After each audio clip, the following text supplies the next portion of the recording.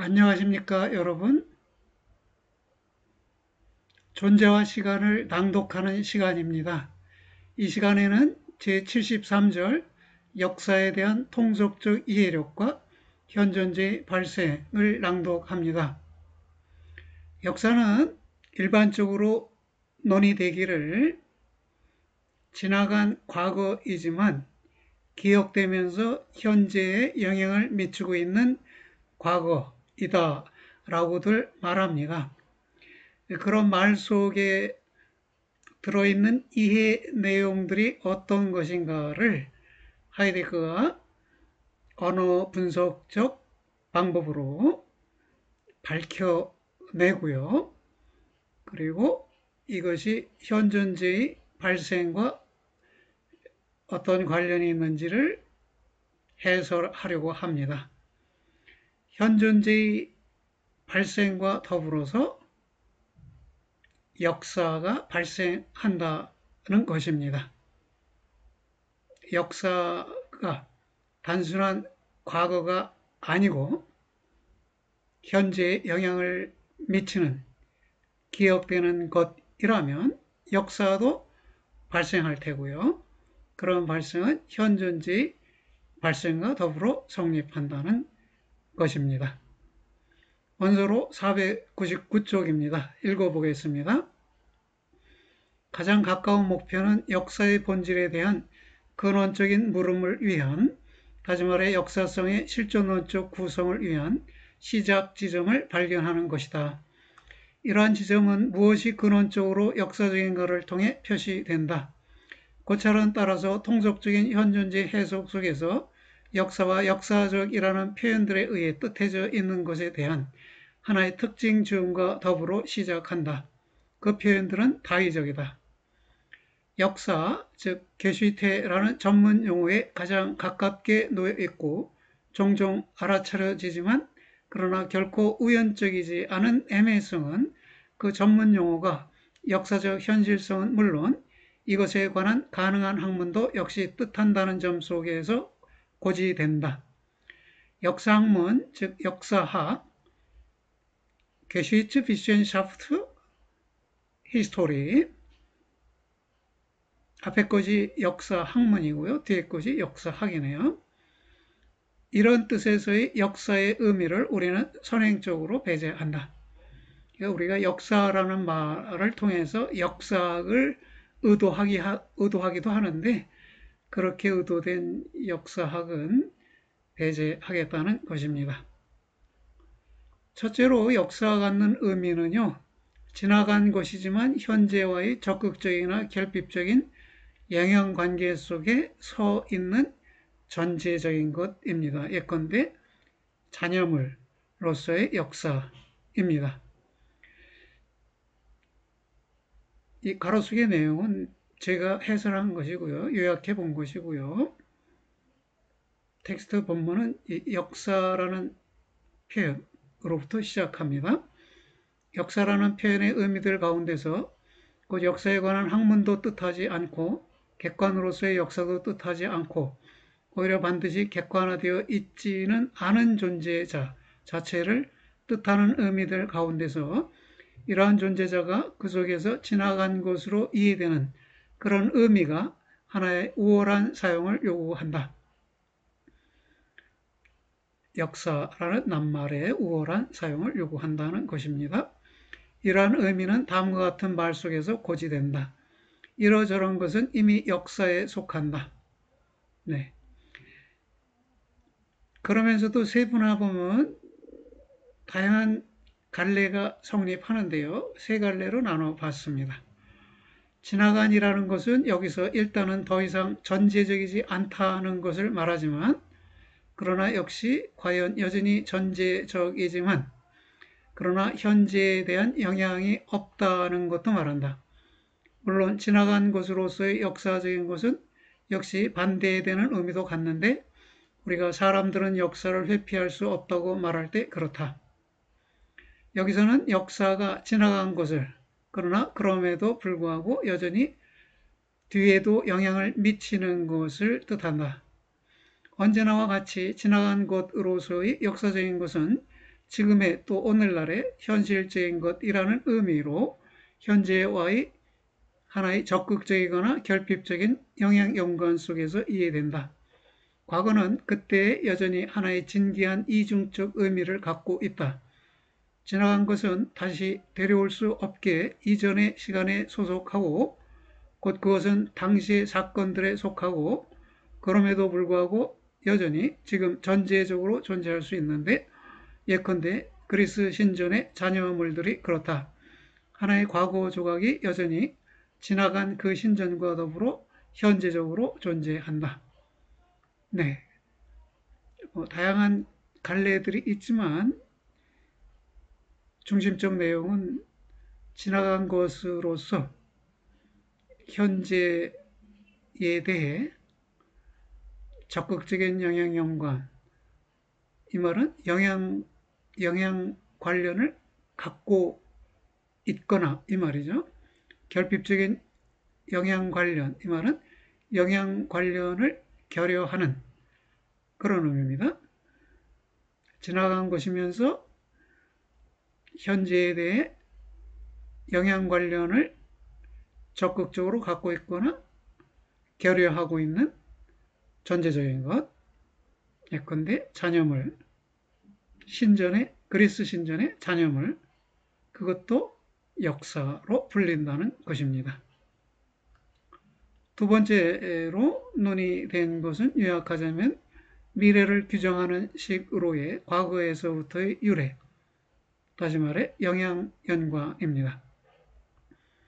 그 다음에 역사는 지나간 것이라는 의미에서의 과거가 아니라 과거에서부터의 유래, 헤어쿤프트를 뜻한다. 하나의 역사를 갖고 있는 것은 하나의 생성이라는 맥락 속에 서 있다. 전개는 그때 때로는 흥성함이고 때로는 쇠망함이다.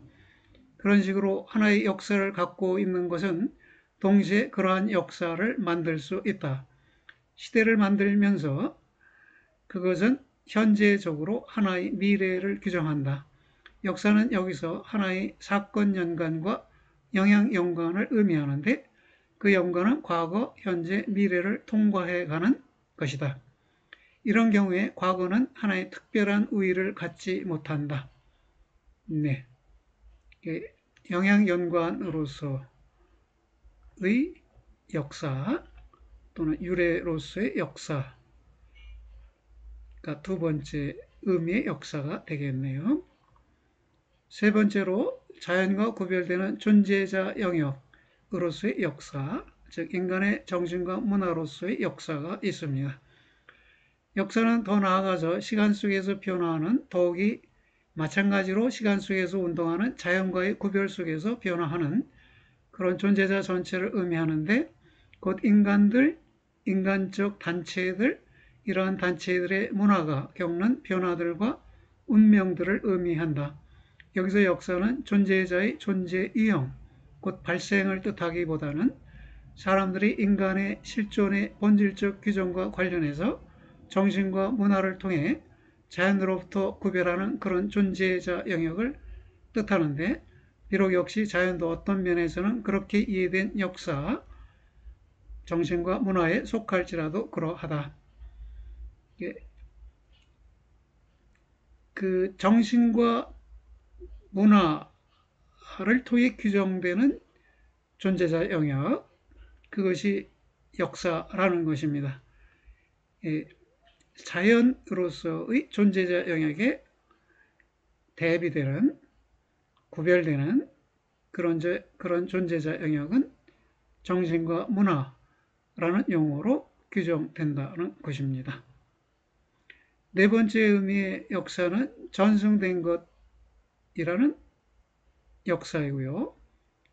구체적으로는 인간이 넘겨받은 과거의 존재 방식으로서의 역사입니다. 그리고 끝으로 역사적으로 간주되는 것은 전승된 것, das überlieferte 그 자체인데 이것이 역사학적으로 인식되어 있든 혹은 자명한 것으로 또 그것의 유래에 있어서 숨겨진 채로 넘겨받아져 있든 간에 그렇다. 전승된 것은 다양한 존재자일 수도 있지만요. 하이데거가 중시하는 것은 이전 사람들의 존재 방식이에요. 기독교 캐토릭에서 특히 그런데요. 캐토릭의 세례명이라는 거를 받지요. 뭐 토마스라는 세례명을 받거나 요한이라는 세례명을 받는데 그것은 이전의 토마스의 존재 방식을 또는 요한의 존재 방식을 세례받은 사람이 계승한다, 전승한다는 의미를 갖고 있습니다. 다섯 번째는 현존재의 특수한 발생으로서의 강조된 의미에서의 역사인데요. 이 다섯 번째는 위에서 말한 1, 2, 3, 4를 총괄한 것입니다. 만약 우리가 앞에서 언급된 네 의미를 하나 속으로 모으면 다음이 결과로 생겨난다. 역사는 실존하는 현존재의 시간 속에서 일어나는 특수한 발생인데, 현존재의 발생이 역사인데 더욱이 공동 상호 존재 속에서 지나갔고 동시에 전승되었고 또 계속해서 영향을 미치는 발생이 강조된 의미에서의 역사로 간주되는 식으로 그렇다. 그러니까 역사는 전승된 것으로 볼 수도 있고 전승으로 볼 수도 있어요. 지금 강조된 의미에서의 역사는 전승으로서의 역사를 말한 것으로 생각됩니다. 바로 그러한 전승 속에서 현존재가 특수한 발생을 경험하고 그러면서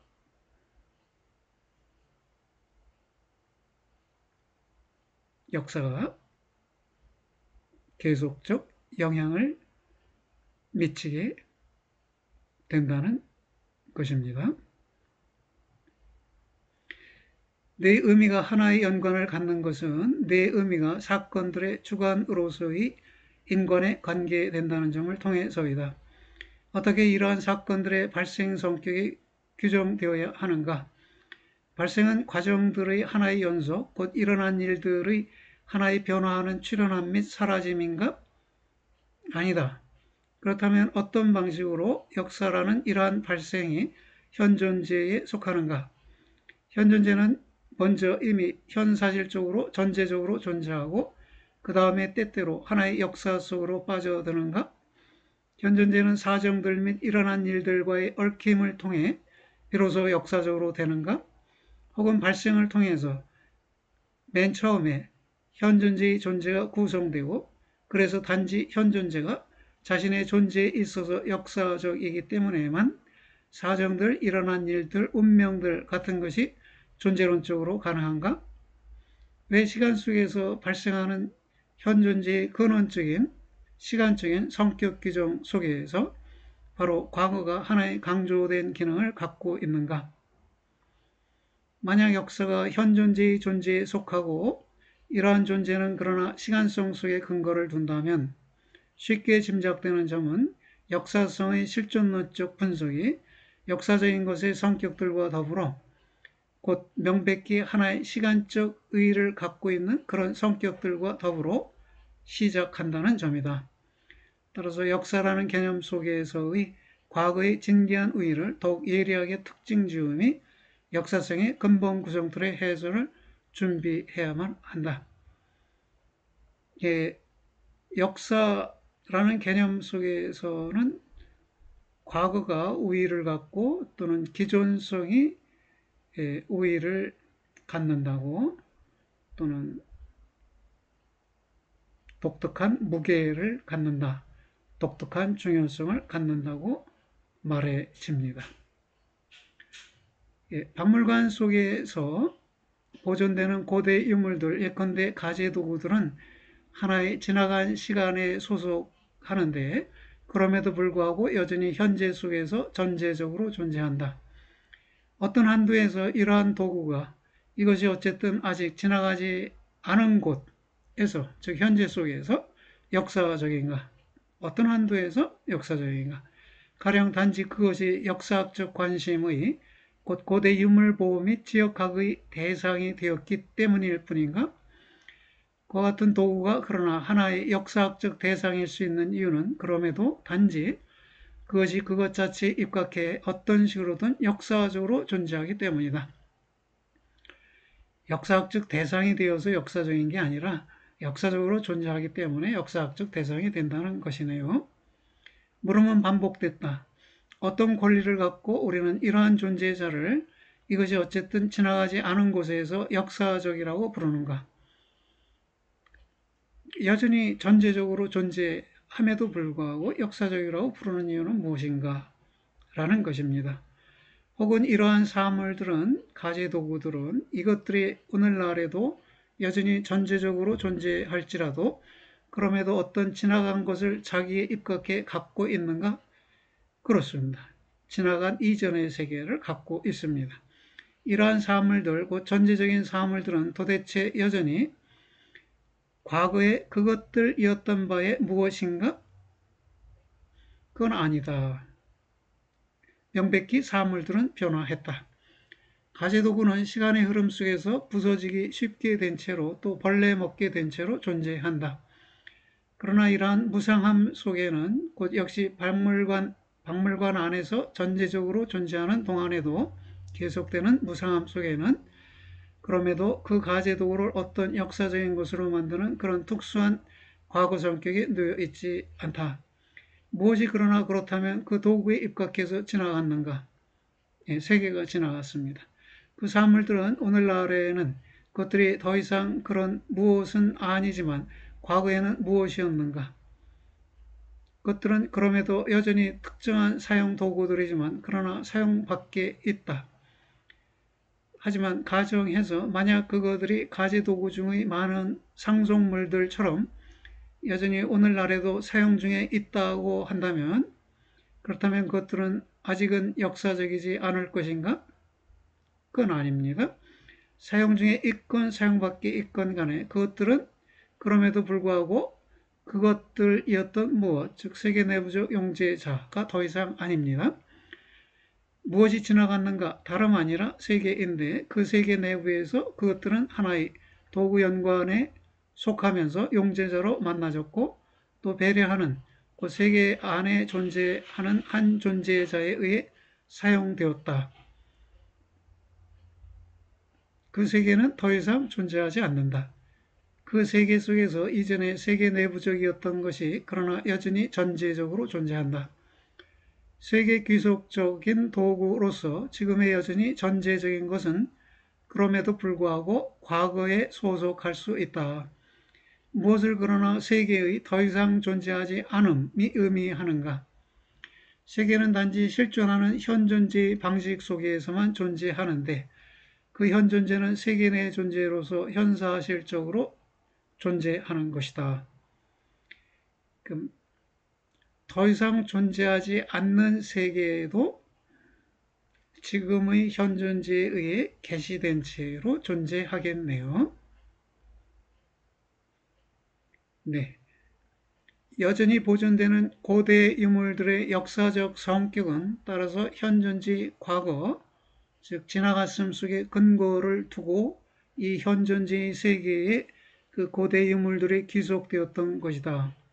이에 따르면 단지 지나간, 즉 과거의 현존재만이 역사적이고 현재의 현존재는 역사적이지 않을 것이다. 그럼에도 현존재가 만약 우리가 지나간이라는 것을 이제는 더 이상 전제적이거나 용제적이지 않은 이라는 의미로 규정한다면 여튼 지나간 채로 존재할 수 있는가? 명백히 현존재는 결코 지나간 채로 존재할 수 없는데 그가 무상하지 않기 때문이 아니라 그가 본질적으로 결코 전제적으로 존재할 수 없기 때문이고 오히려 만약 그가 존재한다면 그는 실존한다. 더 이상 실존하지 않는 현존재는 그러나 존재론적으로 엄밀한 의미에 있어서 지나간 채로 존재하지 않고 거기에 기존하면서 존재한다. 예, 더 이상 실존하지 않는 현존재, 돌아가신 분들이시오 선조들입니다. 선조들은 지나간 채로 존재하는 것이 아니라 거기에 기존하면서, 즉 그 뒤에 있는 현 존재에 의해 계시된 채로 기존하면서 존재하는 것입니다. 여전히 전제적인 고대 유물들이 하나의 과거 성격 및 역사 성격을 갖고 있는 것은 거기에 기존하는 한 현 존재의, 즉 선조의 하나의 기존하는 세계의 애로에 그것들의 도구적 귀속성 및 그 세계에서부터의 그것들의 유래를 근거로 해서이다.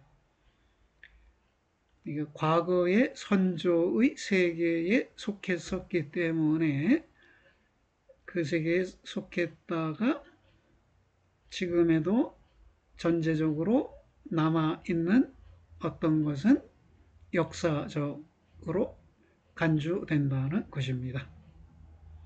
이러한 것, 즉 거기에 기존하는 한 현 존재가 1차적으로 역사적인 것이다. 그러나 현 존재는 그가 더 이상 거기에 즉 계시된 채로 존재하지 않는다는 점을 통해 비로소 역사적으로 되는가? 혹은 현 존재는 바로 현 사실적으로 실존하는 자로서 바로 역사적으로 존재하지 않는가? 현 존재는 단지 거기에 기존하는 자라는 의미에서만 기존하는 자인가? 혹은 현재화하며 도래하는 자로서, 다시 말해 자신의 시간성의 시간화 속에서 기존하면서 존재하는가? 네, 그렇죠. 후자가 맞는 것이죠. 여전히 전제적이고 그럼에도 어떤 식으로든 지나간 것의, 곧 역사에 소속하는 도구에 이러한 선행적인 분석에서부터 분명하게 되는 것은 그와 같은 존재자가 단지 자신의 세계 귀속성의 근거 위에서만 역사적이라는 점이다. 세계 귀속성을 근거로 해서 역사적인 것이네요.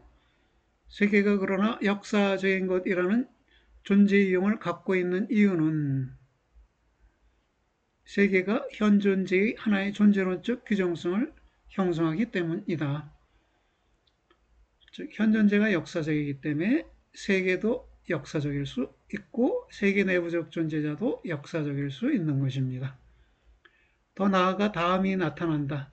과거라는 시간 규정은 명확한 의의를 결여하고 있고 명백히 기존성으로부터 구별되는데 그 기존성은 우리는 현 존재의 시간성의 탈자적 통일성의 성분으로 알게 되었던 것이다. 그 기존성은 우리가, 이렇게 하면 읽기가 편리할 것 같습니다. 그 기존성은 우리가 현 존재의 시간성의 탈자적 통일성의 성분으로 알게 되었던 것이다. 이로써 그러나 결국에 더욱 예리해지는 것은 단지 다음의 수수께끼, 곧 왜, 바로 과거가, 혹은 더욱 적절하게 말해 왜 기존성이, 어쨌든 기존성이 현재 및 도래와 함께 동일 근원적으로 자기를 시관화하는 곳에서 역사적인 것을 우세하게 규정하는가라는 수수께끼일 뿐이다. 1차적으로는 우리는 주장하는데 현 존재가 역사적이다. 2차적으로는 그러나 세계 내부적으로 만나지는 것이 역사적인데 그렇게 만나지는 것은 가장 넓은 의미에서의 용제적인 도구만이 아니라 역시 역사적 지반으로서의 주의 세계적 자연이기도 하다. 우리는 자신의 세계 귀속성의 근거 위에서 역사적인 그런 비현존재적인 존재자를 세계 역사적인 것이라고 명명한다. 세계 역사라는 통속적 개념이 바로 이러한 2차적으로 역사적인 것에로의 방향 잡음에서부터 기원한다는 점은 나타내질 수 있다. 네, 아래에서 나타내지겠지요. 세계 역사적인 것, das Weltgeschichtliche는 가령 하나의 역사적인 객관화의 근거 위에서 비로소 역사적이지 않고 오히려 세계 내부적으로 만나지면서 자기 자신에 입각해 존재하는 그런 존재자로서 역사적이다. 역사학적 객관화 이전에 세계 내부적 존재자로서 역사적이네요. 세계 자체가 현존재와 더불어 역사적인 까닭에 세계내부적 존재자도 역사적이게 된다는 것입니다. 하나 여전히 전제적인 도구의 역사적 성격에 대한 분석은 단지 1차적으로 역사적인 것으로서의 현존재로 우리를 도로 데려왔을 뿐이 아니고 동시에 역사적인 것 일반의 시간적 성격 규정이 1차적으로 하나의 전제자의 시간 속에 있음으로 방향잡혀도 되는지를 의심스럽게 만들었다. 존재자는 하나의 점점 더 먼 과거 속으로 밀려남과 더불어 더욱 역사적으로 되는 것이 아닌데 그렇게 되는 것이라면 가장 오래된 것이 가장 본래적으로 역사적일 것이다. 지금 및 오늘날로부터의 시간적 간격이 본래적으로 역사적인 존재자의 역사성에 대해 하나의 1차적으로 구성적인 의미를 갖지 않는 이유는 그러나 다시금 이러한 존재자가 시간 속에 있지 않거나 무시간적이기 때문이 아니라 오히려 그 존재자가 자신의 존재론적 본질을 따를 때 결코 하나의 시간 속 존재자, 곧 지나가는 자이거나 도착하는 자일 수 없는 식으로 그렇게 근원적으로 시간적으로 실존하기 때문이다. 이상의 논의들이 번거로운 숙고들이라고 사람들은 말하게 될 것이다. 근본적으로 인간적 현존재가 역사의 1차적 주관이라는 점을 누구도 부인하지 않고 또 그 점을 앞에서 인용된 통속적인 역사 개념이 충분히 분명하게 말한다. 그렇다면 하이데거 자신의 논의들은 번거로운 숙고들에 불과하다는 것입니다. 하지만 현존재가 역사적이다라는 논제는 인간이 세계 역사의 동력장치 속에서의 하나의 많든 적든 중요한 원자를 나타내고 사정들과 사건들의 놀이개로 남아있다는 존재자적 현사실만을 뜻하지 않고 오히려 다음과 같은 문제를 제기한다. 어떤 한도에서 그리고 어떤 존재론적 조건들의 근거에서 역사적 주관의 주관성의 역사성이 본질 구성틀로 속하는가. 네, 이런 물음 속에서 역사성의 근본 구성틀이 제74절에서 다뤄지겠습니다. 예, 제73절에서는 역사 개념의 통속적 의미를 살피고 이를 통해서 강조된 의미에서의 역사가 현존재의 하나의 특수한 발생이라는 점을 밝혔습니다. 이 제74절은 다음 시간에 낭독하도록 하겠습니다. 예, 여러분들 수고하셨습니다. 안녕히 계세요.